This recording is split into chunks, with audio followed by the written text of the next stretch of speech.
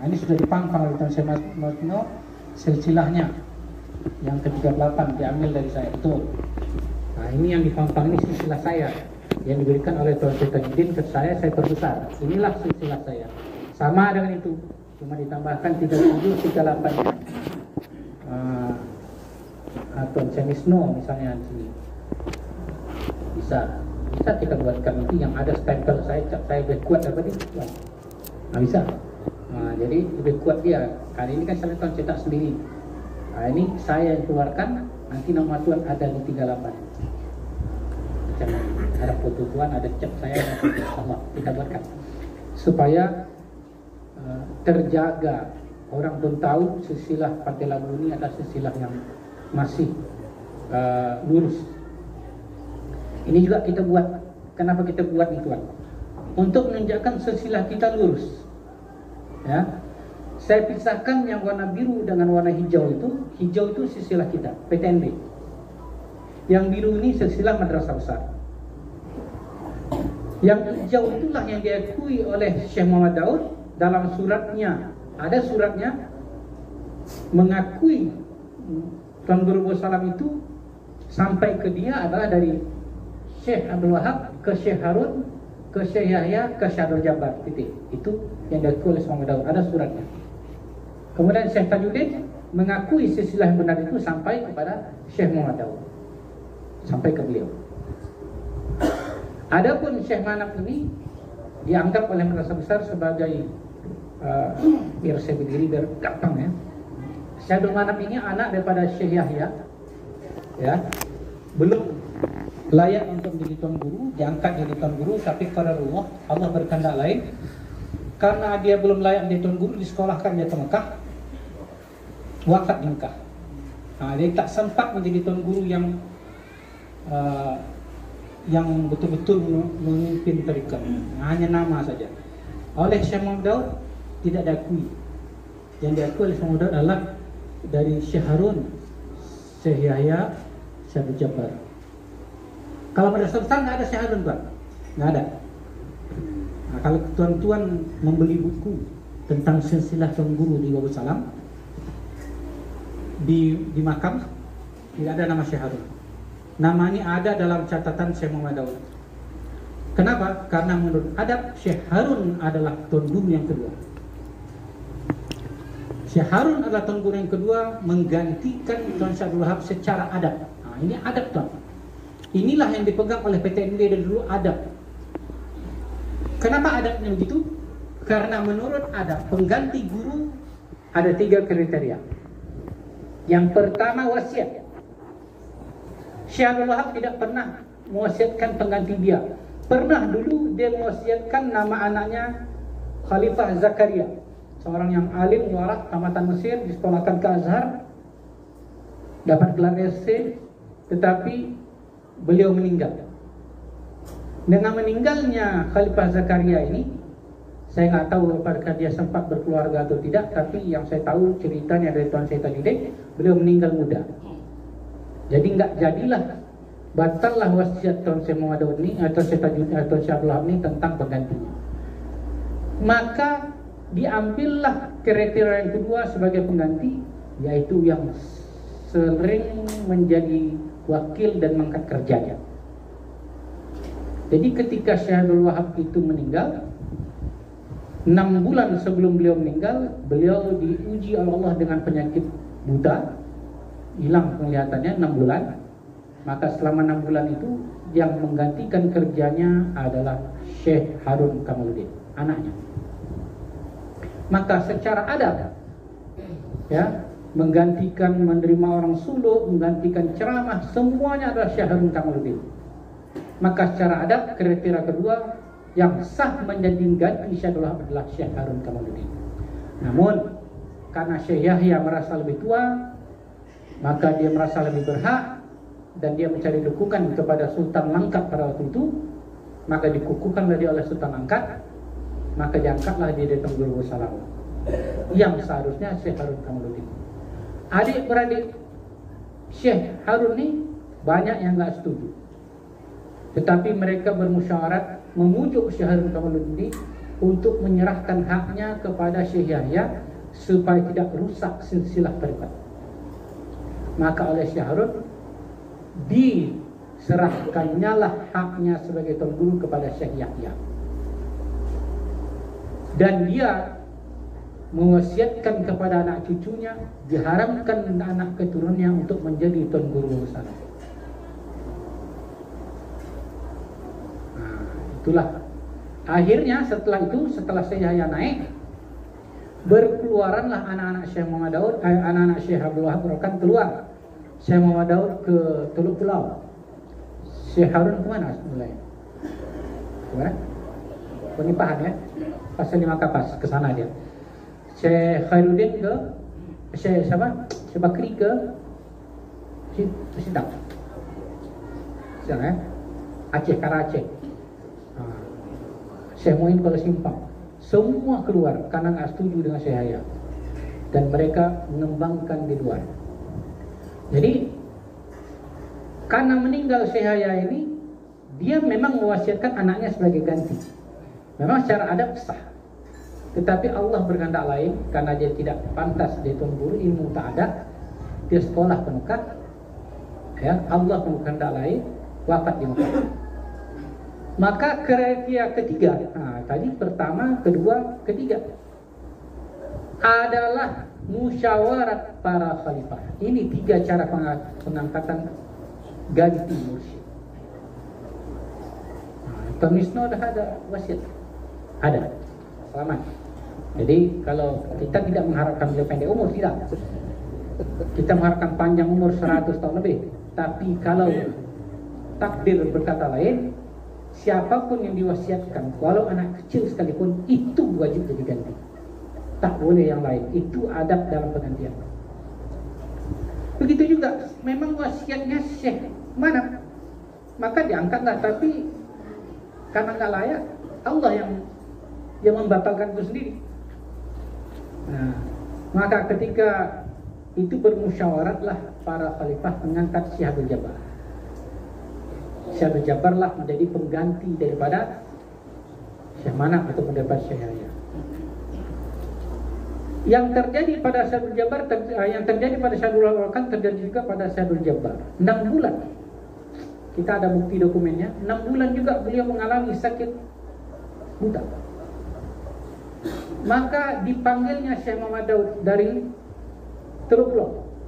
Waktu itu Syekh Muhammad Daud mengembangkan tarekat di Teluk Pulau, menjadi mursyid yang besar di sana. Ya, 1926 beliau membuka suluk di Teluk Pulau. 1924 Syekh Abdul Wahab meninggal. 1925 dia buka Teluk Pulau itu ada kampung kecil namanya, saya lupa, yang dibilang Tuan Syahtar, apa namanya? Apa?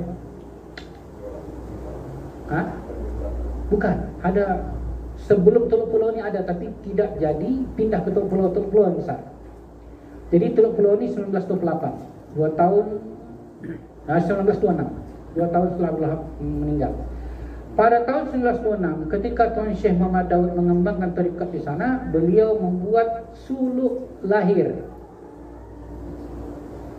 menyambut kelahiran Syekh Abdul Wahab. Inilah awal suluk lahir yang kita pertahankan sampai sekarang. Suluk Akbar PTNB itu. Suluk lahir yang pertama diadakan pada tahun 1928. Menurut ceritanya, kenduri buka pantang dulu 16 ekor kerbau. Berapa ramai jemaahnya coba? Besar nggak sama modal? Besar. Buka pantangnya Tuan Wisnu baru 5 ekor kambing, itu pun dah meriah kita. Dah meriah kenyang kita kan? Ini 16 ekor kerbau. Begitulah besarnya waktu itu suluk. Wallahu alam tak berapa orang. Jadi ketika Syekh Abdul Jabbar sakit, dipanggillah Syekh Muhammad Daud ini pulang untuk membackup. Diangkat lagi wakil, ada suratnya. Bunyi suratnya, engkau peganglah sekuat jarham kamu, tahapati jarham itu atau mungkin geraham gitu. Akan ajaran ini aku serahkan kepadamu dan buatlah sekuat usahamu. Begitulah lebih kurang bahasanya. Maka 6 bulanlah Syekh Muhammad Daud menjadi wakil daripada Syekh Abdul Jabbar. Setelah 6 bulan meninggallah Syekh Jabbar, maka otomatis Syekh Muhammad Daud menjadi Tuan Guru Islam karena dia adalah wakil, kriteria yang kedua. Jadi daripada Syekh Abdul Wahab ke Syekh Harun, kriteria yang kedua yaitu wakil. Dari Syekh Harun ke Syekh Yahya itu penyerahan, karena diambil, diserah. Nah, jadi bersilam nih, kalau kita belajar dari ini, orang tanya bersilam bisa satu enggak? Bisa. Macam mana bisa sah sana? Saya serahkan. Kalau tuan-tuan setuju, saya serahkan.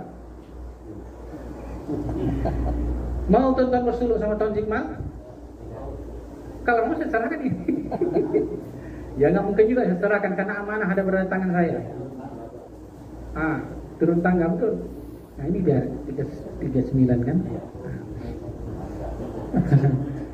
Jadi kalau belajar dari Syekh Harun bisa jadi sah itu di atas itu kalau saya serahkan. Kenapa saya tak serahkan? Satu, amanah beratang saya. Kedua, Syekh Muhammad Daud dan Syekh Tajuddin tak nyerahkan. Kok saya pada pandai nyerahkan? Syekh Muhammad Daud kan mempertahankan, Syekh Tajuddin mempertahankan. Maka tugas kita adalah mempertahankan bersama. Amin. Jadi dari Syekh Harun ke Syekh Yahya itu penyerahan. Dari Syekh Yahya ke Syekh Abdul Jabbar itu adalah berdasarkan musyawarah khalifah. Dari Syekh Abdul Jabbar ke Syekh Muhammad Daud adalah wakil, kayak daripada Syekh Abdul Wahab ke Syekh Harun. Maka sahlah sama Daud menjadi guru Islam yang kelima. Karena dia ada rumah suluk di Teluk Pulau, kan 6 bulan tinggalkan. Begitu dia sudah mutlak menjadi guru Islam, dia pulang ke Teluk Pulau untuk menentukan wakil. Kalau tak silap diangkat itu anaknya Syekh Anas Mudawar. Tak silap saya. Nggak tahu sebelum Syekh Anas itu ada orang lain atau enggak. Yang penting Teluk Pulau itu dipegang oleh Syekh Anas Mudawar. Entah langsung waktu itu, tak ada sebelumnya, Allah alam. Tapi setahu kita Teluk Pulau itu dipegang oleh Syekh Anas Mudawar, anaknya. Maka ketika setelah selesai dia meletakkan gantinya Teluk Pulau, dia pulang ke Silam, ternyata pakai tambah dan naik. Waktu itu pendukung Syekh Muhammad Daud banyak, termasuk Khalifah Wahid dan lain-lain, diturunkan balik pakai tambah, dinaikkan balik Syekh Muhammad Daud. Itu sekitar tahun 36. Sekitar tahun 40-an lah. Pada tahun 47 agresi militer, semua pemimpin agama akan ditangkap dan dibunuh. Maka mengungsilah Syekh Muhammad Daud ke Aceh, ke tempat tuan, ke Aceh. Dia ambil lagi sebagai tambah. Balik dari sana, yang mendukung beliau sudah meninggal. Jadi malas bertengkar, dibuatnya lah PTNB yang kita punya sekarang. Itulah ceritanya Islam kedua. Meninggal Syekh Muhammad Daud pada tahun 1971, wasiatnya secara tertulis kepada Syekh Tajuddin Mudawar. Ada suratnya. Meninggal Syekh Tajuddin pada tahun 2019, wasiatnya kepada saya baik secara lisan maupun tulisan. Secara lisan, di mana-mana beliau suluk mengatakan ganti saya adalah anak saya, ganti saya adalah anak saya. Secara tulisan memang tidak ada surat wasiat, tetapi dalam ijazah saya dikatakan telah saya angkat dia menjadi khalifah saya dan ganti saya. Itu dalam ijazah saya. Yang secara surat dengan ini saya wasiatkan anak saya diganti, tidak ada secara tertulis, cuma ada di dalam ijazah. Tapi secara lisan di mana-mana pun beliau mengatakan bahwa saya adalah ganti. Bahkan ketika saya mau meninggalkan Bagus Salam karena gejolak adik-beradik, ini Tuan Amang datang dengan Tuan Ici, dengan Tuan Udin, dengan bertiga menanyakan pada Tuan Syekh 3 pertanyaan 1 jawaban. Yang pertanyaan pertama, Pak Cik, kalau Pak Cik berhalangan, siapa yang Pak Cik Cik tugaskan menggantikan kerja Pak Cik? Jawabannya apa? Tak ada lain selain Haji Aman. Ini ada saksi. Pertanyaan kedua, Pak Cik, selama ini ada Pak Cik mengangkat wakil? Jawabannya sama. Tak ada lain selain Haji Aman. Pertanyaan ketiga, kalau Pak Cik berpulang, dijauhkan Allah Pakcik berpulang, siapa yang Pakcik ridho sebagai ganti? Tak ada lain selain ajaran. Ini saksi. Maka bergantilah tanggung jawab ke saya. Nah, inilah silsilah kita. Ya, tak kemana-mana. Nah, kalau kita cerita yang atas itu banyak, lekok kemana-mana ya. Secara adab dari pakai tambah ke Syekh Madian, ke Syekh Hanas, ke pakai Sufi, ke Syekh Hasim, itu secara adab batal. Cacat batal. Secara ringkasnya pakai tambah adalah kelipah daripada Abdul Manan Siregar. Abdul Manan Siregar ini daripada Syed Kelantan. Syed Kelantan ini adalah kelipah yang menikahi janda guru. Batal kelipah. Tuan-tuan Patai Labu ini, kalau ada jadwal Tomisno yang diambil, batal kelipah tuan. Tak boleh. Ya, tak boleh mengambil janda guru. Sedangkan Syed Kelantan mengambil janda yang Asyadullah Brokan. Dialah yang kelipahkan pakai tambah. Berarti kan batal kelipahnya. Kalau batal kelipahnya, macam mana dia mengkelipahkan pakai tambah? Dia pun tak kelipah, dia cabut. Kemudian ganti Syekh Muim. Syekh Muim ini sebenarnya udah bagus. Dia khalifah daripada pakai Junaid khalifah dari Syekh Muhammad Daud. Tapi karena orang madrasah tinggi tak mau ada nama Syekh Muhammad Daud, suruh dia mengingkari bahwa dia khalifah pakai Junaid, dikhalifahkan lagi oleh Abdul Manan Siregar dari Gunung Tua. Abdul Manan Siregar ini yang salah adab juga, menipu ijazah guru. Ijazahnya setempel 2 ditambah lagi 1 dipalsukan. Itu kan memalsukan tanda tangan guru, salah adab. Gugur khalifah. Berarti khalifah Muin gugur. Ini tak boleh tercara ke atas marah orang. Syekh Madian pun gugur juga, karena yang mengkhalifahkan dia adalah Syekh Abdul Manan Siregar. Kalau ia pun yang sah itu pakai Sufi, karena dia khalifah ayahnya, tapi tak bisa naik lama. Pakai Sufi ini berebut dengan Syekh Anas. Tapi Syekh Anas menang karena dia memegang surat wakil daripada surat wasiat daripada Syekh Madian. Itu menangnya dia. Maka pakai Sufi ini aja ada pada nama dan alama. Namanya ada. Madrasah besar ingin dia jadi tuan guru, tapi Syekh Anas dibantu oleh Syekh Tajuddin memperkuat kedudukannya karena dia memegang amanah atau wasiat daripada Syekh Madian. Batalnya di mana? Syekh Anas ini adalah khalifah daripada Syekh Muhammad Daud. Dan cantik juga.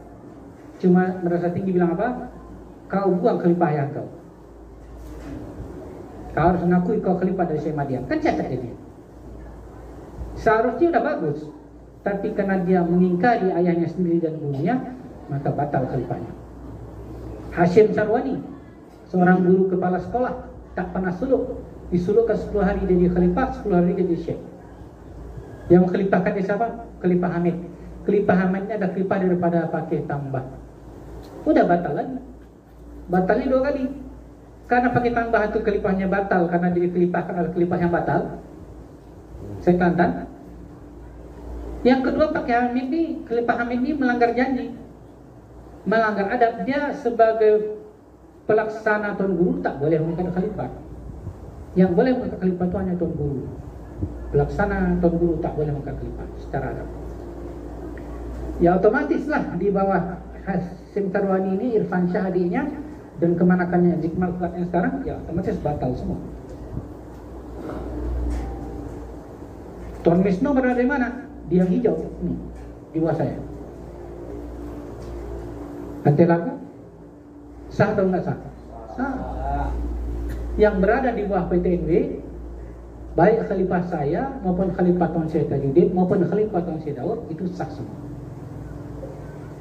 Pantai Labu yang masih bersama kita, Pantai Labu, Lawan, Pusitang, Titik Kuning, semua lah yang ada nih, dan cabang-cabang PTNB, itu semua masih nyambung silsilahnya ke para masyayikh di atas, masih terjaga adabnya. Contoh lagi satu selain mana tinggi tadi, Patumba. Patumba itu gurunya adalah Syekh Mustafa. Syekh Mustafa ini wakil mursyid Syekh Muhammad Daud. Wakil mursyid Syekh Muhammad Daud ada dalam wakil mursyid. Syekh Mustafa tidak meninggalkan wasiat. Jadi tak gantinya tuh pandai-pandai sendiri. Dan setelah meninggal Syekh Mustafa, penggantinya tidak ke Besilam, tak menyambung ke Besilam, tidak menyerah ke Besilam. Kami ini guru kami dah meninggal, maka gantinya ke ini suluk ke Besilam. Harusnya begitu. Ini enggak. Jadi salah seorang yang murid Syekh Mustafa yang ke Besilam adalah Syekh Maksum, tapi dia tidak megang di situ. Dia buat tempat sendiri. Maka saya tanya pada Tuan Syekh Maksum, sebenarnya petumbak itu gimana Tuan? Dia yang tahu. Bahwa khalifah awal yang mengkhalifahkan Asraruddin sekarang ini adalah tidak sah menjadi mursyid di situ karena tak ada tauliyah. Jadi mereka main angkat-angkat sendiri. Gurunya mati, gak ada mursyid, udah angkat sendiri, maju sendiri. Makanya diharapkan pada waktu mursyid terutama dan mursyid-mursyid cabang, buatlah wasiat. Siapa yang Tuan ridhoi sebagai ganti? Tuan Aman dah buat, alhamdulillah. Ada, udah ditegaskan gantinya adalah anaknya Fauzi. Nggak apa nih Tuan, karena yang lain yang tua-tua sakit hati tidak. Ya, selagi kita ilayan tamaksudi, apa kata guru itu kita akan ikut. Siapa yang Tuan tunjuk sebagai wasiat Tuan, insya Allah kalau ya semua jemaah akan terlibat. Karena bunyi adabnya, intinya adab. Makanya kita tuh harus tekan adab pada murid kita. Maka dengan adab itulah mereka akan ikut. Kalau diangkat, ya, ganti gurumu, maka hendaklah perlakukan dia seperti gurumu, walaupun anak kecil sekalipun. Ini adabnya. Walaupun anak kecil sekalipun, walaupun budak kecil sekalipun, sama dengan guru. Itu masalah perlakuan kita dalam pengganti guru. Adab dalam penggantian guru 3 tadi. Ada wasiat angkat, tak ada wasiat yang jadi wakilnya, tak ada yang sering jadi wakil, semua nggak ada wakil. Tuan guru memimpin Solo misalnya, dia pergi, terserah siapa yang tua yang bawa, ada kita ada wakil. Mereka ada wakil, ada? Belum. Nah, jadi kalau Tuan meninggal, Tuan terganti. Kita bukan minta Tuhan umur pendek, tidak. Ini kan umpama. Atau memang siapa yang tua mimpin tawaju. Kalau Tuhan sudah istiharkan dia jadi wakil ganti, maka otomatis walaupun jomblo, umpamanya terjadi sesuatu, Tuhan dia ganti. Tapi kalau belum ada, nggak bisa. Nah, itu wasiat wakil. Dan yang ketiga itulah alternatif terakhir, musyawarat para khalifah. Nah, apabila sudah terangkat, maka hendaklah kamu tunduk dan patuh kepadanya seperti kamu tunduk patuh kepada gurumu sebelumnya, walau anak kecil sekali. Itu adab. Nah, ini harus ditekankan Tuan. Adab-adab harus ditekankan kepada jemaah. Karena adab itu menurut maknanya ada 2 Tuan. Yang pertama sopan santun, yang kedua peraturan. Disiplin-disiplin itu adab. Tata cara pengajian guru, tata cara suluk, adabnya banyak Tuan ya. Duduk, tawajuh ini, itu ada adabnya Tuan. Kenapa didudukkan sini, kenapa dudukkan sini? Karena berhubungan dengan tawajuh, mentawajuhkan. Ada orang yang tak boleh ditawajuhkan. Contohnya, anak guru. Anak Tuan ada yang ikut suluk. Dah kelipas satu orang. Di mana Tuan dah? Nah, wakil, berarti udah selamat itu. Ada anak lain. Nah, 2 lagi. Yang tidak wakil itu di mana Tuan tahu? Oh, belum masuk. Kalau maunya masuk, itu pengalaman saya. Nah, ini supaya adab kita jaga ya. Mana-mana mursyid nih, kalau ada anak dia, udah diangkat dia wakil, aman, sebelah kanan. Itu aman tuh, nggak bisa diganggu-gugat. Saya sendiri kita angkat jadi wakil. Saya wakil Tuan Syekh Tajuddin yang ke-41. Sebenarnya Syekh Tajuddin tidak mengangkat wakil. Beliau mengambil wakil Syekh Muhammad Daud menjadi wakil beliau. Wakil Syekh Muhammad Daud ada 40. Begitu beliau megang, beliau tidak mengangkat wakil baru. Semua wakil Syekh Muhammad Daud diangkat jadi wakil dia. Beliau hanya mengangkat saya sebagai wakilnya satu. Nanti 41 wakil dia. Saya di mana tempat saya? Ya di samping beliau. Kecuali wakil-wakil itu datang. Maka ketika Syekh Muhammad Nur datang, atau Syekh Saifuddin datang, ya saya di bawah. Tapi ketika mereka nggak ada, ya saya di samping. Itulah kedudukan wakil. Wakil, aman. Anak yang lain macam mana? Pengalaman saya, kalau umpamanya yang khalifah yang ada itu lebih banyak misalnya sebelah itu lebih daripada mungkin ada 10 kiri 10 kanan, maka taruhlah anak itu di urutan yang ke-6 di tengah-tengah khalifah. Kalau dia udah jadi khalifah, nah ini tadi yang baru suluk urutan ke-6, kalau dia ada di khalifah taruh di urutan nomor 3. Jadi kalau anak saya ada 3 orang, 3, 4, 5 baru banyak khalifah. Tujuannya apa? Ini sesuai dengan adab. Bukan sembrono kita mengangkat wakil anak itu di ini karena dia anak mursyid harus di atas, tidak. Ada adabnya. Apa adabnya? Anak guru tak boleh dituajukan. Jadi kalau anak guru kita taruh di sembarangan tempat, nanti dituajukan, rusak jemaah itu. Apalagi nanti dia diganti gurunya, ayahnya. Kau tuajukan. Kau pula sekarang di mursyid itu rusak. Maka oleh adab dijaga supaya anak guru itu tidak ditawajuhkan oleh jemaah. Karena kemungkinan besar anak guru itu bisa jadi ganti daripada guru, walaupun tidak seharusnya. Tapi 90% anak guru itu adalah ganti guru. Kenapa? Karena anak guru itu yang paling dekat dengan guru, paling selalu berada dekat guru, paling dekat dengan, paling tahu dengan maunya guru, paling disayang guru, ya, paling dihormati juga oleh jemaah. Maka gampang hati jemaah itu untuk taat pada beliau. Dengan saya duduk sebagai ganti Tuan Syekh Tajuddin, nggak payah tuan-tuan untuk tunduk pada saya, karena saya anak daripada Tuan Syekh Tajuddin. Coba saya tahu orang siapa-siapa. Tuan harus membina hati yang baru, ya, untuk berusaha keras meyakini guru yang baru, mengenal dia. Tapi kalau memang udah terkenal anak guru yang disayangi, saya kan anak tersayang Tuan Syekh Tajuddin, ya, anak paling sayang saya, bukan main-main, bukan seluruh, memang betul saya paling sayang. Jadi duduk tawajuh itu ada gunanya supaya tidak terjadi kesalahan dalam mentawajuhkan. Secara umum itu yang tua di atas. Nah, kenapa para wakil mursyid di atas? Karena wakil mursyid ini tak boleh juga ditawajuhkan. Tuan Hasan misalnya, nomor berapa Tuan?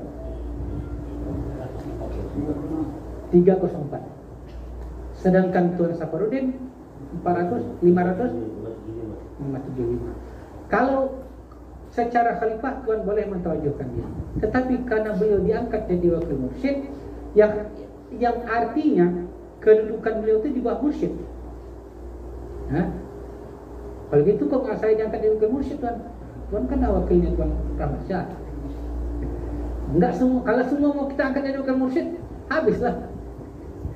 Ya kita pilih ya. Yang ada ini udah pilihan melalui tafakur, bukan nggak ada melalui polling, nggak ada. Saya tanya Tuan Rahmat Syah, Tuan mau jadi wakil saya, ada Tuan? Nggak ada. Saya telepon satu-satu, nggak ada. Tanyalah. Bahkan ada yang saya tunda. Tuan Sarijal, Tuan Aris Mulano saya tunda. Tapi akhirnya saya serapkan. Kenapa? Karena waktu itu belum datang namanya, Allah alam. Dalam tafsir saya belum datang. Mungkin Allah ingin menguji hati mereka nih. Lari nggak kalau nggak diangkat dari murid? Ternyata nggak lari orang ini, bagus. Tetap suluk, tetap jemaah. Ada yang lari, ada. Termasuk Haji Sadat lari. Lari sekarang Tuan, nggak sama kita lagi. Nah, itu kan ujian. Jadi saya mengangkat Tuan Wakil Mursyid ini, bukan semua nih rapat saya, tidak. Enggak semua orang nih saya sering jumpa, tidak. Tuan Kharudin pun sekali-sekali saya jumpa. Tuan Masya selalu lah, karena dia selalu ceramah. Tapi pun yang dulu yang sering saya tunggu abangnya Tuan Syuaib. Tuan Masya daerah akhir aja. Dalam tafakur muncul nama-nama itu. 39 nama saya dapat. Saya mau cukupkan 40, tak bisa, tak dapat. Jadi mursyid cabang ini pula supaya memahami apa itu wakil mursyid. Wakil mursyid itu adalah wakil saya. Artinya apa?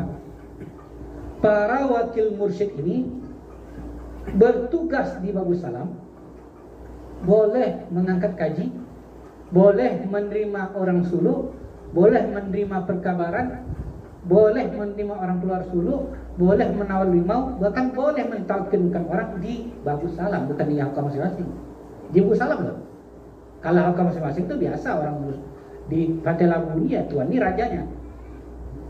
Apa yang buat sini ke hadiah, mau disulukkannya orang siapa, mau suluk hari apa, kesukaan dia. Tapi di Babus Salam, tuannya juga punya hak. Itu namanya wakil mursyid. Dan ini telah sering terjadi ketika kami keluar. Saya mufakat dengan kaum muslim.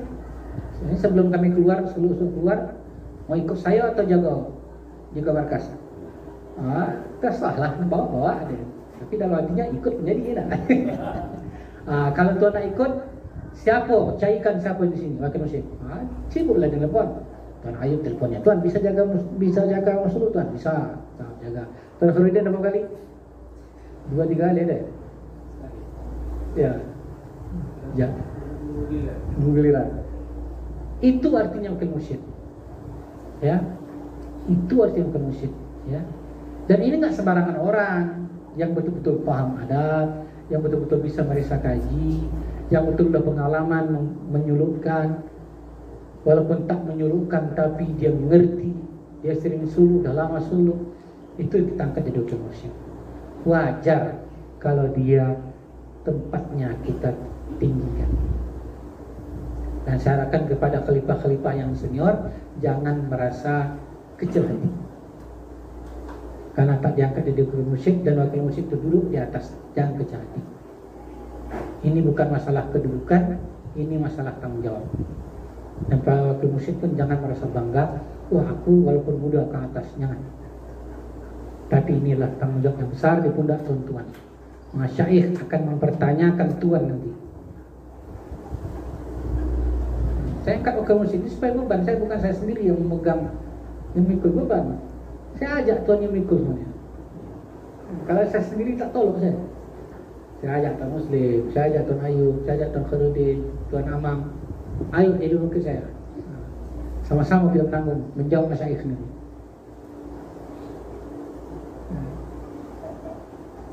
Itu wakil mursyid. Jadi ini harus juga, kalau umpamanya cabang mau menerapkan, ada wakil mursyidnya, itulah artinya wakil mursyid. Bukan setiap mursyid itu wakil mursyid, tidak. Kedudukan seorang jamaah tarikat ketika dia baru masuk namanya jamaah. Dia baru masuk namanya jamaah. Dia belajar, suluk, dididik, ditunjuk, lama-lama sampai kajinya, jadilah dia khalifah. Jadi tingkat dasar namanya jamaah. Setelah itu naik jadi khalifah. Dan ini bukan pangkat, tapi ini kewajiban. Ya, menjadi khalifah bukan pangkat, tapi kewajiban. Kalau yang dulu tuan-tuan hanya tugasnya berzikir, khalifah ini dah tambah tugas yang. Apa tugasnya? Membantu guru menjaga murid. Murid enggak boleh belanja ke kedai, murid enggak boleh masak, murid enggak boleh. Murid itu zikir. Yang kerja sama khalifah. Jadi jangan bangga menjadi khalifah. Tapi harus bersyukur, bukan bangga ya, bersyukur karena bisa membantu guru menjalankan tugasnya. Jangan bangga, kalau bangga itu namanya kita merasa hebat. Alhamdulillah, Tuhan dah angkat saya jadi khalifah, yang percaya pada saya, maka saya akan jalankan tugas saya. Tuhan perintah saya apa, saya akan laksanakan. Tuhan nih, kopi Tuhan nggak ada, jangan bersungut. Tuhan dah dipanggil, Tuhan kopi Tuhan nggak ada, cuci tangannya nggak ada, ini. Itu namanya khalifah.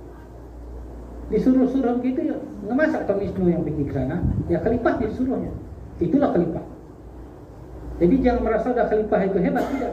Khalifah itu ya pesuruh guru. Supaya dia bisa menjalankan tugasnya, maka diberi dia fasilitas. Kan ketika kita memberi tanggung jawab harus diberikan fasilitas. Apa fasilitasnya? Gelar khalifah. Apa haknya? Boleh bangkit mentawajuhkan. Nah, itu minimal seorang khalifah. Ketika menjadi khalifah, dia tugas pertamanya adalah bangkit mentawajuhkan.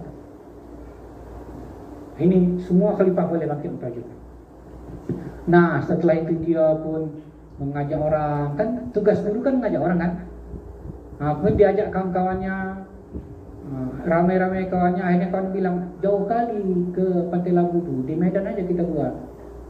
Nah, maju kepada guru, tuan, kawan-kawan minta buka halqah di Medan misalnya, Pantai Labudu jauh kali, macam mana tuan? Kata guru, buat.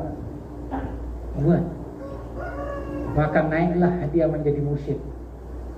Nah, dari jemaah, khalifah, mursyid. Mursyid ini bisa mursyid tawajuh, bisa mursyid suluk. Tidak semua mursyid itu bisa menyelukkan. Mursyid tawajuh artinya memimpin halqah. Tawajuh kita ada mursyidnya, seorang pemimpinnya itu mursyid tawajuh, memimpin halqah tawajuh. Itu peringkat supaya tuan tahu ya. Setelah itu udah ramai, jemaah minta suluk. Jemaah minta suluk.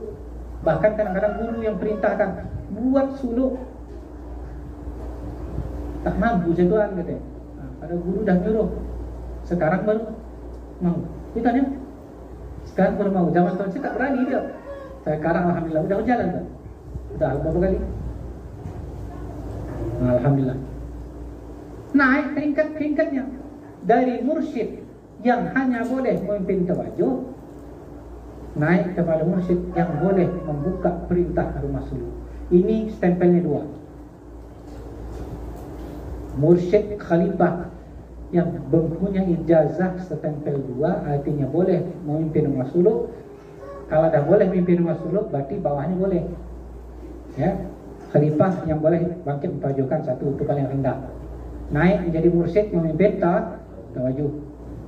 Artinya memimpin halqah sendiri. Semua khalifah boleh memimpin tawajuh kalau dia yang tertua. Misalnya Tuan Wisnu tidak ada, wakilnya tak ada. Siapa yang memimpin tawajuh? Yang tua. Yang tua.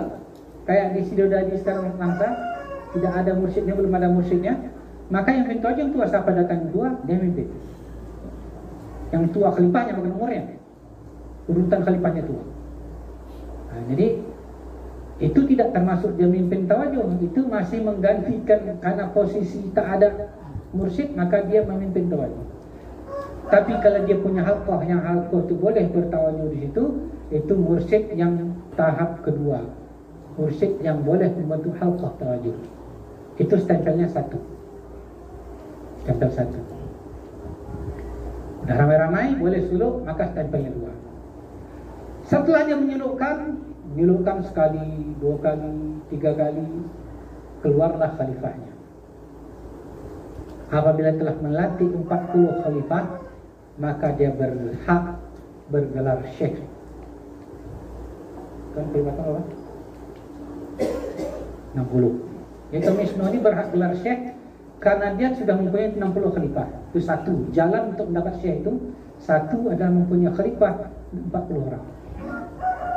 Apabila ada mursyid mempunyai khalifah 40 orang, maka dia berhak bergelar syekh. Jadi tidak semua mursyid itu syekh. Ya? Tidak semua mursyid syekh. Di sini ada mursyid cabang PTNB yang lain, ada. Selain wakil mursyid. Tidak ada hadir ya. Contohnya Tuan Alam Shah. Tuan Alam Shah itu dia mursyid tawajuh, tapi dia tak menyelukkan. Ada yang menyelukkan kayak di mana tuhnya? Yang bukan wakil mursyid menyelukkan di mana? Kota Baru. Siapa? Tuan Bayu misalnya. Oh, di Riau banyak. Di Riau banyak. Mereka menyuruhkan. Tapi khalifahnya 2-3 orang, maka belum berhak mendapat gelar syekh. Maka kemarin saya dapat informasi Khalifah Wahidin itu murid khalifahnya udah ada 40 lebih. Maka saya ikhtiarkan dia bergelar Syekh Wahidin. Itu hak dia. Apabila mempunyai khalifah 40 bergelar syekh. Saya sampaikan ini supaya semuanya paham bahwa gelar syekh itu bukan gelar yang murahan. Sesuai dengan pencapaian. Syekh itu kalau dalam akademisnya profesor itu. Ya. Kalau mursyid itu doktor. Kalau khalifah itu masih S1. Kalau buat halqah S2. Kalau menyelurkan S3. Kalau udah punya khalifah banyak itu profesor. Nah itu jenjangnya. Nah, syekh tadi selain dia mempunyai 40 orang khalifah, berhak mendapat gelar syekh apabila dia diangkat oleh mursyid menjadi wakil. Jadi contoh yang bilang Tuan Khairuddin belum pernah menyuruhkan kepada syekh, dia wakil mursyid. Tuan Ayub belum pernah menyuruhkan kok syekh, dia wakil mursyid, berhak mendapat gelar syekh. Walaupun dia belum mempunyai khalifah, tapi sebenarnya jemaah dia ada di khalifah di Islam banyak, karena dia membuat suluk di Islam.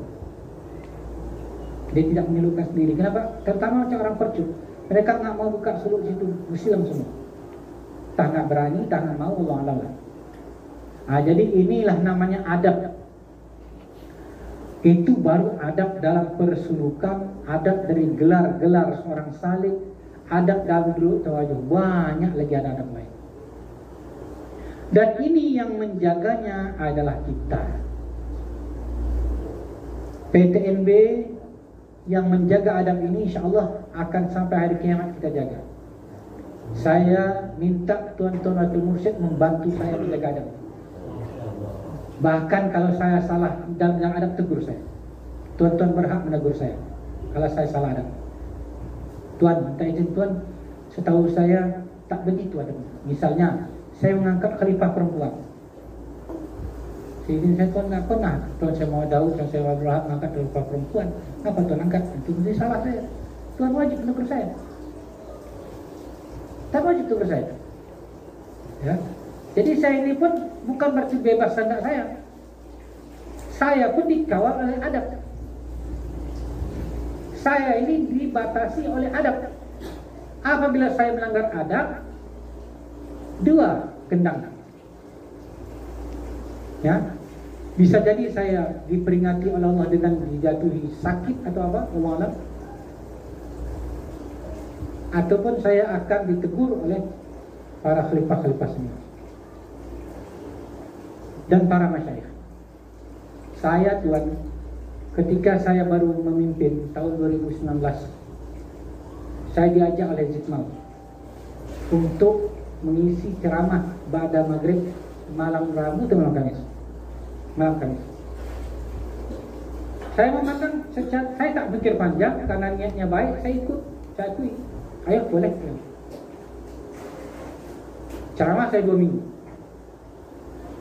Sebelum itu beliau tanya, di mana duduknya? Kalau ceramah itu tuan guru itu ada tempat di belakang di atas. Di mana duduknya? Dia tuan guru juga kan beliau. Di bawah lah, di atas kita bersayo. Gitulah lebih kurang arti. Nah, jadi saya tak boleh, saya pun tak masalah mau duduk mau di atas atau bawah, bagi saya tak masalah. Bagi saya, ternyata itu salah dari segi adab, merendahkan tuan guru. Saya disuruh jadi imam, saya jadi imam, karena saya nggak memandang kedudukan. Menurut saya itu nggak apa-apa, cuma saya ditegur langsung. Ya, itulah Tuan Syekh Muhammad Daud datang dalam tafakur saya secara nyata real, dan Tuan Syekh Tajuddin berdua datang. Hari kedua, saya malam Khamis saya kedua ceramah, Jumatnya saya tafakur menunggu khatib, datang Tuan Syekh Tajuddin. tariknya saya, turun kau. Terkejut saya. Nah, nyata tuh dia. Saya terbakur lagi. Mungkin mimpi itu. Tapi mimpi kok lain. Ini betul-betul sadar itu. Mimpi lain. Kalau mimpi itu kita kan hoyong-hoyong kalau bangun mimpi kan. Ini enggak segar. Kita dalam keadaan tafakur kan tidur. Dalam tafakur itu datang dia. Tak lama berselang 5 menit. Tuhan saya mau datang. Mau kau masuk neraka? Mau runtuh urusan dadah. Jadi saya bilang sama Tuan Muslim, mulai Kamis depan saya nggak datang lagi. Menurut saya tak apa-apa. Padahal Tuan Syekh Tajuddin melarang saya untuk menjadi imam di sana. Saya dulu kalau semain Jumat suka berdiri di belakang imam karena itu tempat paling afdal. Bukan saya mengejar jadi imam, tidak. Bahkan samping ayah beliau. Ayah dia selalu bercanda beliau, nanti kalau imam batal naik. Tak pernah batal imamnya, alhamdulillah tak pernah naik. Tapi Tuan Syekh bilang, Tuan Syekh nengok saya, pulang saya Jumat dipanggil, mat sini. Jangan pernah kau jadi imam sana. Itu larangan dari seorang mursyid. Jangan pernah kamu mau disuruh jadi imam. Itu larangan beliau. Enggak lah, apa cuma mencari tempat afdal. Baik, hati-hati dulu. Setelah beliau meninggal, larangan ini saya langgar, Tuhan. Jangan pernah kau jadi imam.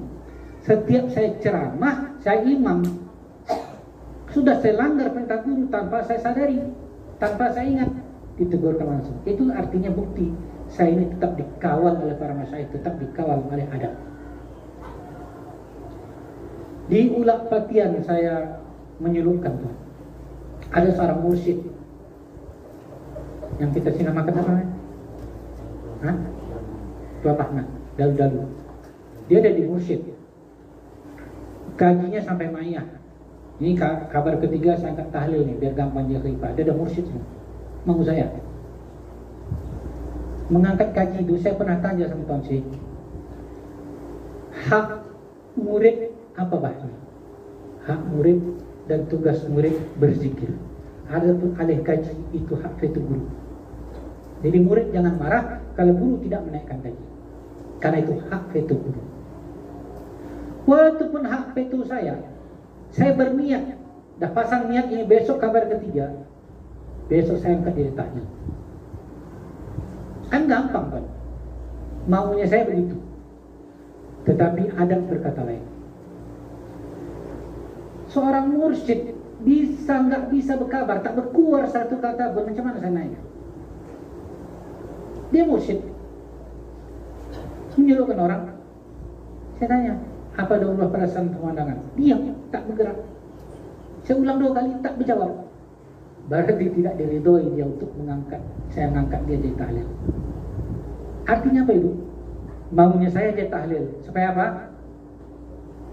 Cepat khalifah. Dia kena mursyid cabang. Dia murid dari Bahal, dari Gunung Sawan. Jadi cepat gitu. Tetapi tak bisa. Ada juga yang gitu bisa kan? Bisa. Sepatutnya belum, tapi karena kita pandang pilihan kita sudah kuat khadamnya, kuat apanya, layak diangkat jadi khalifah, kita angkat lancar aja. Termasuk Tuan Sohod, Tuan Sohod. Di Malaysia saya angkat dia khalifah, masuk dia kerja apa? Ya, cukup tak dia. Maya. Buah dia. Dia nak Maya naik balik naik khalifah. Kok bisa laju? Ya, lancar aja. Ada yang tak naik? Ada. Banyak. Artinya apa? Ceritanya apa? Memang hak menaikkan kaji itu adalah hak veto saya sebagai adab. Namun saya tetap dikawal oleh para masyayikh. Dengan cara apa? Kalau masyayikh tidak ridho, maka Allah tak akan ridho. Masyayikh itu kan guru kita, orang tua kita. Ridho Allah fi ridho walidain. Ya, ridho Allah itu terletak pada ridho orang tua. Orang tua kita siapa? Para masyayikh. Kalau dia tidak ridho, maka Allah tak ridho. Kalau Allah tak ridho, gampang. Dibuatnya tak bisa bicara, dah selesai. Nah ini pengalaman. Jadi tuan-tuan, maka saya bilang selagi kita berpegang pada adab, insya Allah kita akan diridhoi Allah. Amin. Nah, saya katakan tadi, Tuan Musno ini, tuan-tuan jangan ragu. Ini orang yang kuat memang ada. Saya pertama kali datang sini Tuan, belum kenal sama dia. Cuma ada berita dari Haikal, ada halqah Pantai pimpinan Tuan Wisnu. Dia nengok saya di Facebook safari. Saya nggak kenal Tuan Wisnu. Coba Ustaz datangi dia. Saya kontak, datang, tak kenal Tuan Wisnu. Bicara dia dengan Tuan Imran, gini. Wah, mantap Tuan, langsung jadi Tuan. Langsung klop jadi, karena apa yang dilakukan selama ini sesuai dengan adab. Saya sebenarnya menjadikan beliau ini khalifah yang ke-703 di Batam Masum, tapi nggak datang-datang sudah. Mungkin Allah berkehendak lain. Tuan Masum aja jadi khalifah musuh 702. Ini Tuan Wisnu mana? Waktu suluk terakhir kita datang ngantar siapa tak? Tuan nggak masuk, nanti Tuan kata. Padahal niat saya itu masuklah gitu kan. Itu maunya saya beliau menjadi khalifah Tuan Syekh Tajuddin. Tapi maunya mas saya enggak. Maunya Allah enggak ridho. Dia maunya jadi khalifah saya. Mungkin supaya dia lebih sayang dengan saya, Allah alam. Maunya saya dia menjadi khalifah Tuan Syekh Tajuddin. Kenapa? Saya diizinkan Tuan Syekh Tajuddin datangi ini juga nih biar kerok. Datang ke rumah, bilang sama Tuan Syekh Tajuddin, Tuan, banyak yang dah tahlil, Tuan dah tak tolong ngangkat. Bagilah hak Tuan Khalifah Ahmad ke rumah Khalifah. Angkatlah. Begitu saya dapat hak untuk mengangkat 50 orang saja. Yang mana tahlil datang, saya angkat di Khalifah, saya bilang. Wah, apa dulu? Masuklah ni angkatan saya, tapi atas nama Tuan Syekh Tajuddin. Kenapa gitu? Saya ingin khalifah Tuan Syekh Tajuddin di atas 700. Karena waktu itu masih 654. Saya ingin 700 lebih, tercapai 702. Supaya banyak gitu kan. Guru kita banyak khalifah kan bangga kita. Jadi saya angkat semua. Yang jasa Tuan ni, Tuan Amang ni dengan Tuan Ici kemudian datang dia ke Tuan Syekh bilang angkat. Waktu saya angkat tu melapor adik saya Budin, Bang angkat khalifah. Memang boleh kan gitu. Dia diam. Kata saya ladak kena angkat khalifah. Saya nak beritahu sama Budin. Melapor sama Bang angkat khalifah kata. Memang boleh kan. Saya angkat 50 orang. Dari 645 atau 50. 59 khalifah. 645 ya ke 700. Lebih kurang itulah 59 khalifah. Karena yang terakhir itu yang angkat Tuan Syekh itu adalah Khalifah Agus atau Khalifah Ucok. Itu yang terakhir diangkat sendiri oleh Tuan Syekh. Sebelum Khalifah Ucok ini Khalifah Zainal Malaysia, sebelum itu Khalifah Layu. Ini orang terakhir diangkat khalifah langsung oleh Tuan Syekh. Setelah Khalifah Ucok ni Agus Salim ni, anak Tuan Jamal, beliau tak mengangkat khalifah lagi lama. Maka datang orang ini memohon supaya saya dibenarkan mengangkat khalifah atas nama beliau. Maka saya angkat. Karena saya dah kenal dengan Tuan ini, saya datang safari, saya ingin angkat beliau menjadi khalifah Tuan Syekh Tajuddin. Tapi keinginan saya lain, keinginan masyayikh lain, tak jadi. Itu menunjukkan bahwa saya pun dikawal oleh adab, dikawal oleh masyayikh, ya, dikawal oleh Allah SWT. Dengan Allah menentukan. Inilah yang kita pertahankan sekarang. Inilah yang kita pertahankan. Maka saya harapkan para wakil mursyid yang hadir pada waktu ini, pada kali ini, mari sama-sama kita jaga ini. Jaga adab ini. Tanpa kita jaga ini, banyak tuan ya. Adab ini banyak tuan. Adab bersuluk saja. Sini suluk pantang. Makan ikan? Tidak. Ada uji. Kalau makan ikan ada berapa pantang ya? Nah, bagus. Kalau ini rasa besar, banyak angkat keluar. Masa besar bersilam. Baru masuk kemarin, pagi belanja lontong. Belanja lontong itu istri saya. Dibilang oleh istri, Bapak suluk? Iya. Ini nggak boleh ada telurnya, nggak apa-apa itu. Ya udahlah. Gimana lagi kan? Udah dibilang. Memang di sana boleh. Nggak ada mantang. Nah, maka saya simpan. Makan ikan enggak. Kalau makan ikan enggak. Seramai ini kita dibuka bantang. Enggak selahap itu tuh tadi. Ya kan? Tuan kan lah tadi makan kambing ya, karena dah 10 hari nggak makan lauk. Nah, itu menunjukkan memang berpantang namanya. Satu, ada pesuluk banyak tuan. Keluar nggak boleh, yang boleh keluar khalifah, yang belanja khalifah, yang masak khalifah. Nggak sembarangan orang boleh keluar. Adab suluk, ada macam-macam. Tuan-tuan wakil mesti tahu itu adab-adabnya. Ya. Kalau tuan-tuan menyuruhkan, jangan tuan rubah adab ini, tetap lakukan adab.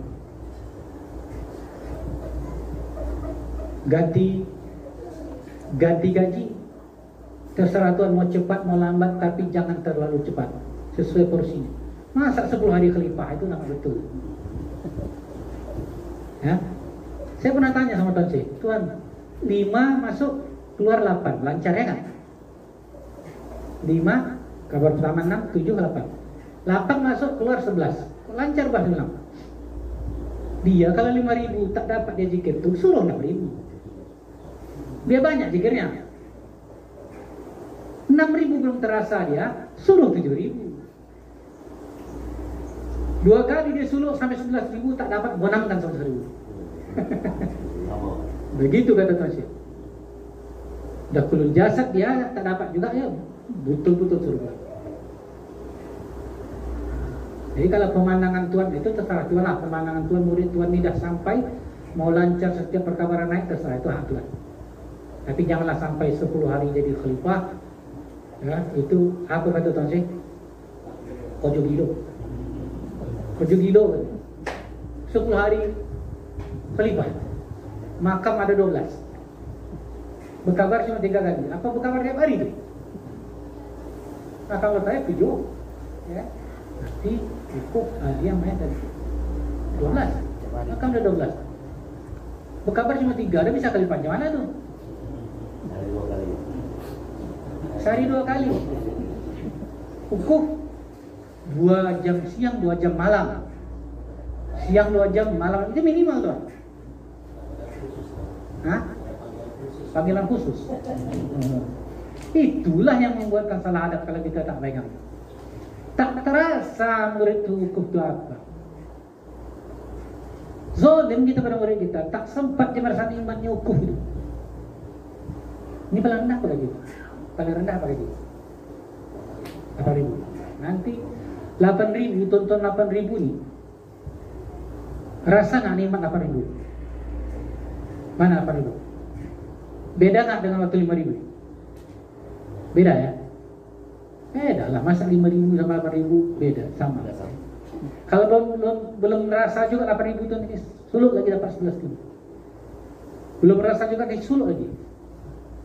Jadi harus dirasakan tuh, rasa ukuf itu apa, rasa itu apa. Berbeda, sensasinya beda Tuhan. Kita tidak kasih kepada murid, kita khianat pada murid. Para masyayikh telah mengasihkan kita rasa nafi itu gimana, rasa ukuf gimana. Kita dah merasa, murid kita bagi rasanya, zalim tak? Zalim. Maka saya bilang kalau Tuhan pandang, tuan-tuan mursyid ini pandang, kalau masih setiap kabar naik misalnya nak bawa ukuf, kedua hadiah mayah talil itu wajar itu. Kabar pertama hadiah, kabar kedua mayah, kabar ketiga tahlil wajar. Kenapa? Karena minimal ukuf 2 jam, hadiah 3 jam siang, 3 jam malam, mayah 4 jam siang, 4 jam. Nggak mungkin satu hari itu pagi hadiah, tengah hari mayah, tak bisa, tak mungkin. Karena siang minimal 3, malam minimal 3.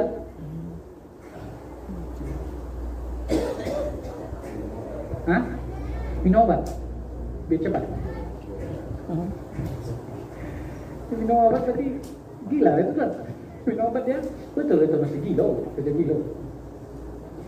Hadirin, ya ini jaga adab. Kita PTNB memang penjaga adab. Tanpa PTNB udah hilang ajaran kita. Kita pernah kedatangan mursyid dari Lubuk Haji. Ini Khalidiyah Naqsabandiyah, keturunan daripada Abdul Ghani Al-Kafari. Abdul Ghani punya murid nama Syekh Mudawali. Syekh Mudawali itulah muridnya turun. Tetapi adab ini sudah makin luntur sepanjang zaman. Akhirnya ketika mereka datang pada kita, mereka bingung. Berkhatam tawajuh dapat batu-batu itu apa? Tak paham. Padahal nak Khalidiyah. Khalidiyah Naqsabandiyah ini terkenal dengan tawajuhnya dan suluknya. Kalau ada mengaku Khalidiyah tapi tidak pandai main batu, tidak pandai suluk, itu bukan Khalidiyah. Itulah kelebihan Khalidiyah. Khalidiyah ini kalau kita runut dari awal, ya, dulu sampai Bahauddin itu cuma ada kaji Nabi. Bahauddin sampai Bahauddin ada kaji Nabi. Sampai ketua Khalidiyah, tapi tidak pakai suluk. Suluknya di nama Khalidiyah. Jadi kalau dulu itu cukup zikir-zikir, ya kalau guru bilang udah apa, alih kaji, tak pakai suluk. Tapi Khalidiyah untuk mencapai naik kaji harus suluk. Siapa itu Khalidiyah? Syekh Diyauddin Khalid Kurdi Al-Baghdadi. Jatuh kepada Allah Afandi, jatuh kepada Sulaiman Kurini, jatuh kepada Sulaiman Zudi, kepada Syekh Abdul Rakat. Ini Khalidiyah. Sulaiman Zudi kepada Abdul Rakat, inilah Kerusinau. Sulaiman Zudi kepada Rugani Kampari, itulah yang di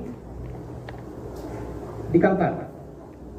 Muridnya Syekh Mudawali mengembangkan di Aceh, itulah sekarang masih ada Syamsul Banjir MPTC.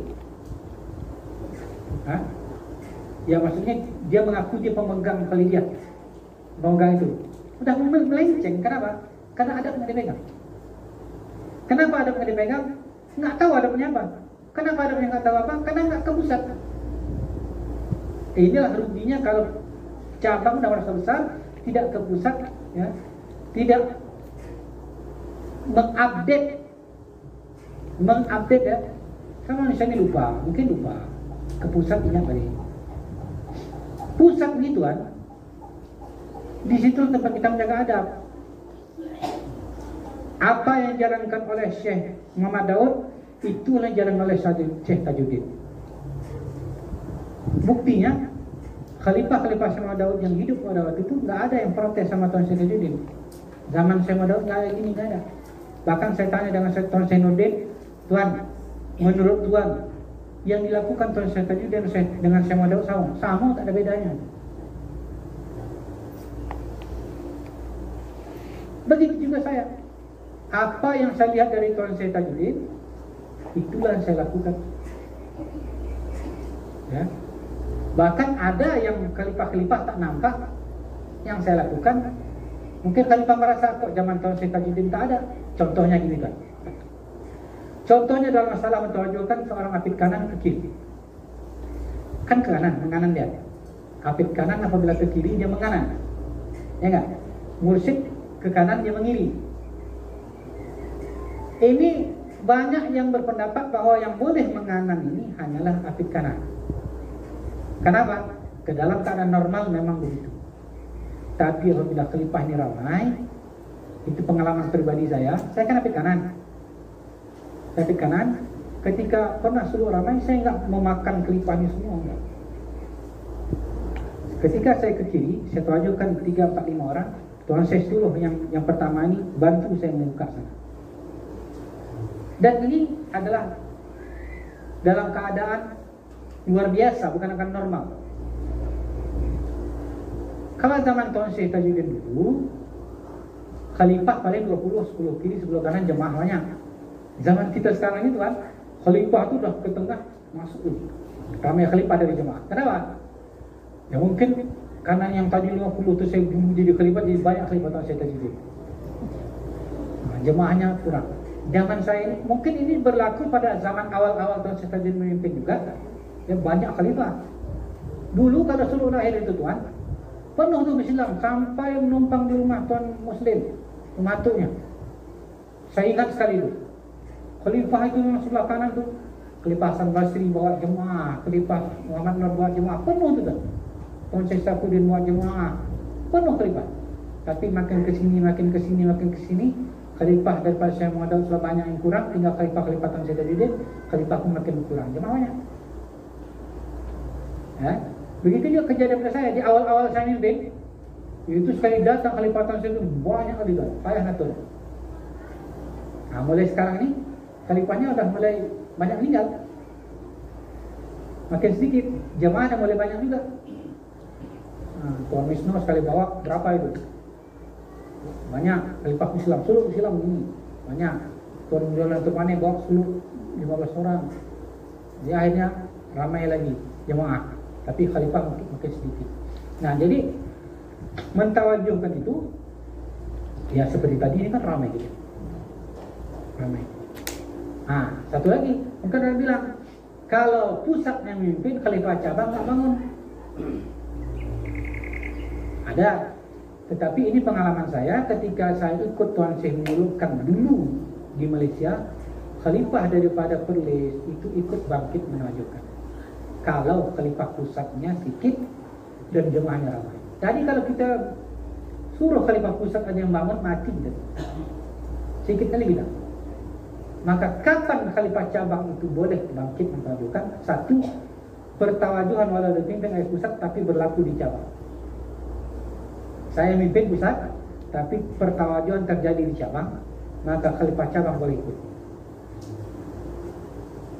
Namun kalau di pusat tak boleh. Di pusat tak boleh, hanya Khalifah pusat saja bangun. Itu pun di akhir hayat Tuan Syekh membolehkan Khalifah cabang untuk bangun, tapi untuk satu kejadian saja, yaitu Khalifahnya Tuan Zainal. Sebelum itu tak pernah Khalifah cabang bangkit mentawajuhkan di pusat. Tetapi waktu Tuan Zainal membawa 20 orang jemaahnya, mungkin waktu itu, yalah yang di Besilam pun waktu itu ada Tuan Ahmad, ya. Tuan Ahmad Abang, almarhum Amir Junaidi, saya, Tuan Muslim, cuma 3-4-5 orang yang datang 20. Kalau nggak dibangun kan Khalifah cabang mungkin nggak tertawajuhkan. Jadi artinya,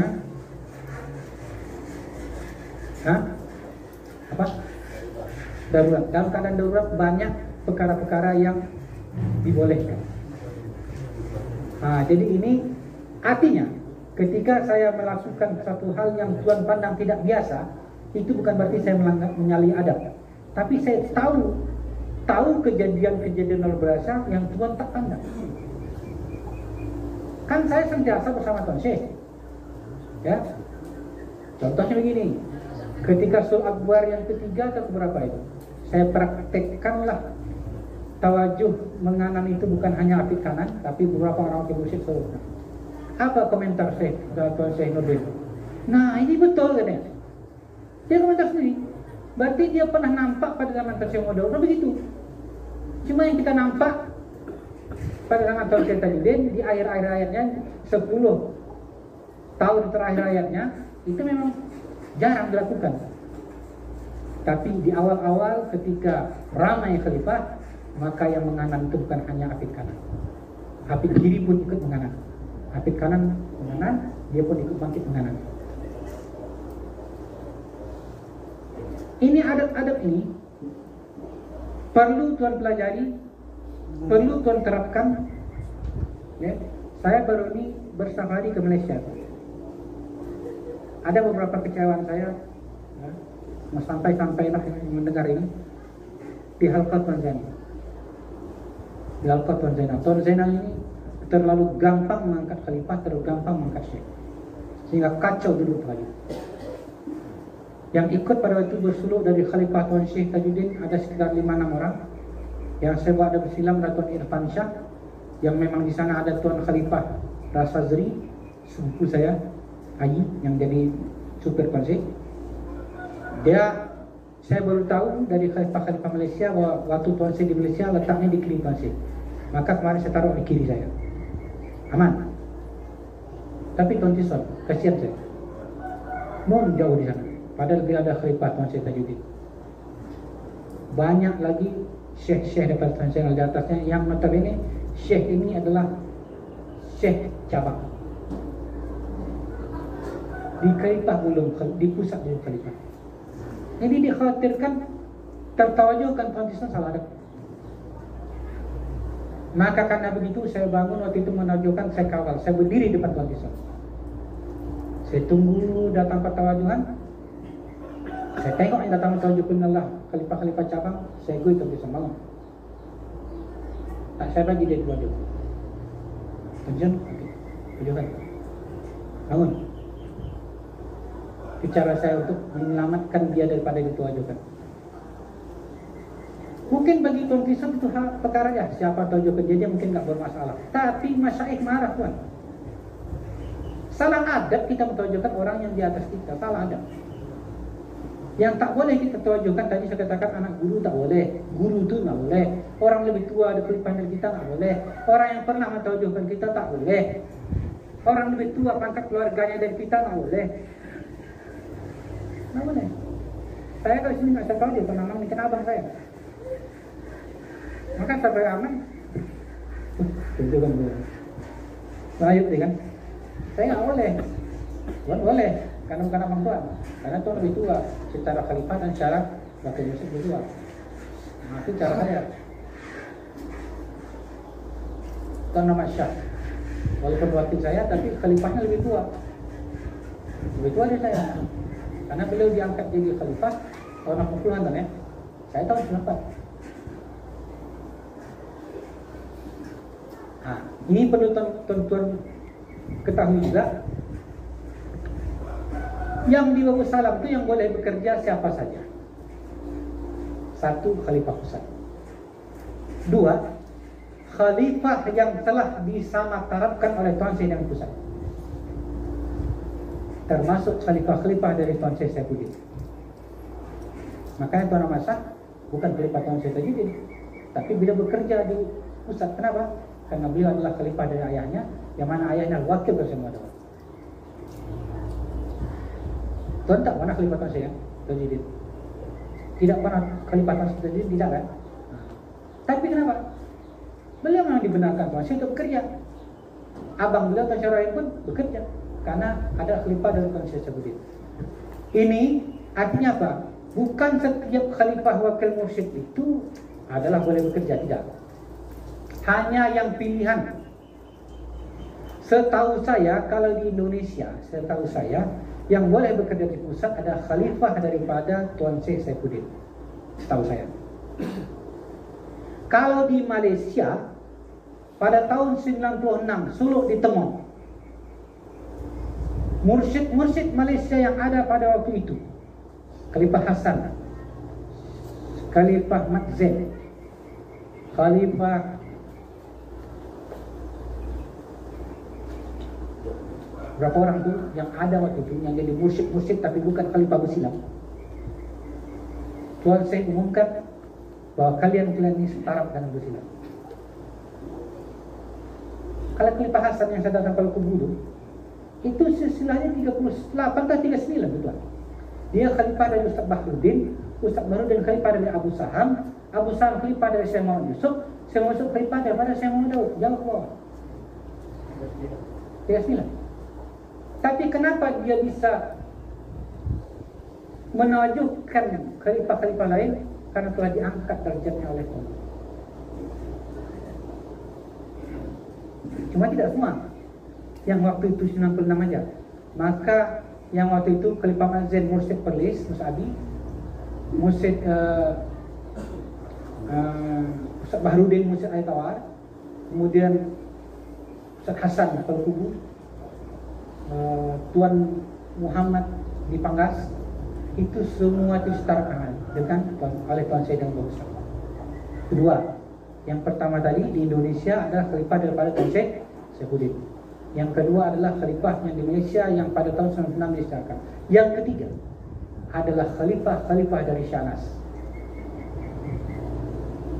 Kenapa? Karena Syekh Adwar menyerahkan seluruh khalifah dan Jemaah Syanas kepada Tuan Syekh Tajuddin. Ada suratnya bermaterai.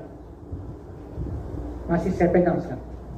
Maka semenjak itu seluruh khalifah Tuan Syekh Anas boleh bekerja di Mesir.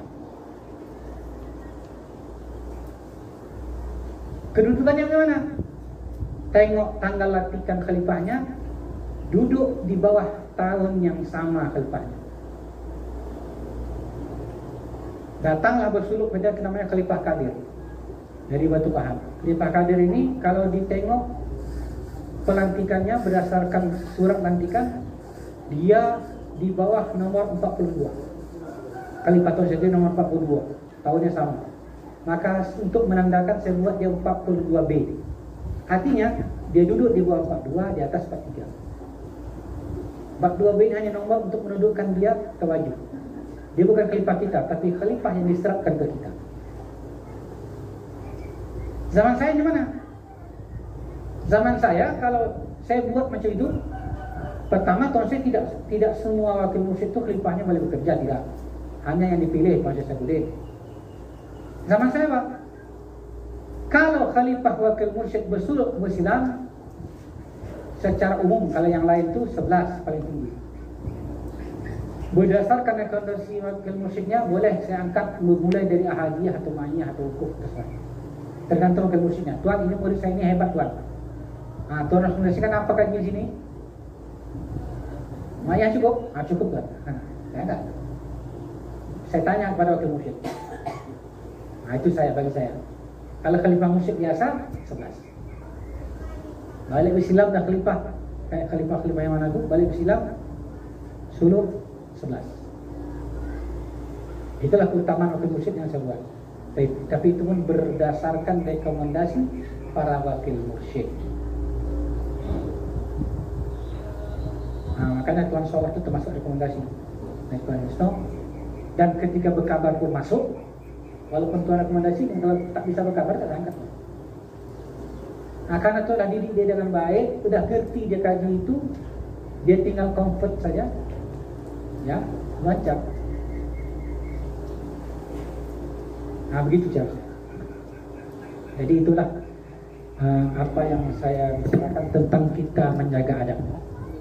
Mungkin ada yang bertanya masalah persulukan termasuk adab yang lain, bisa kita bincangkan bersama. Ya. Sebelum saya tutup, para wakil mursyid mungkin ada yang mengajukan pertanyaan. Jadi satu tadi yang masalah duduk anak tadi. Apakah termasuk anak tiri misalnya katakan mendadak?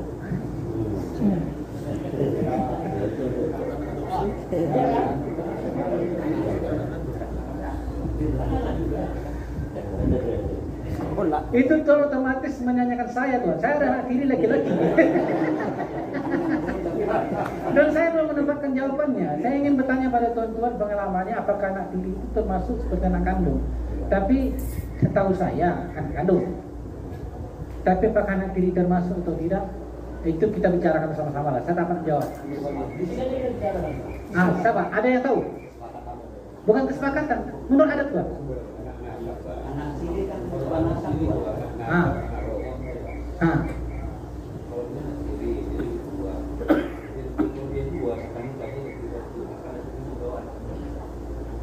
Nah, tiri anak kandung. Tapi tetap anak tiri diangkat. Itu berdasarkan pengalaman.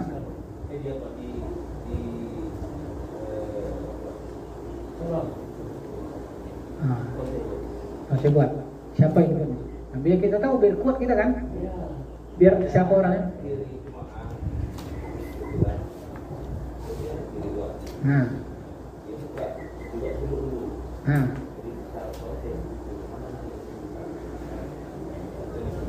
Di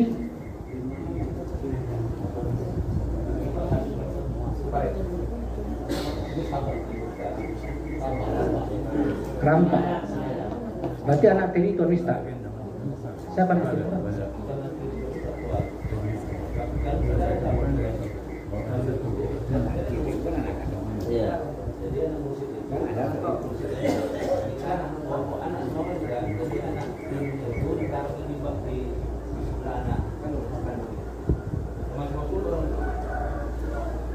Nanti kita tampung itu kejadian-kejadian yang apa, nanti kita rangkum.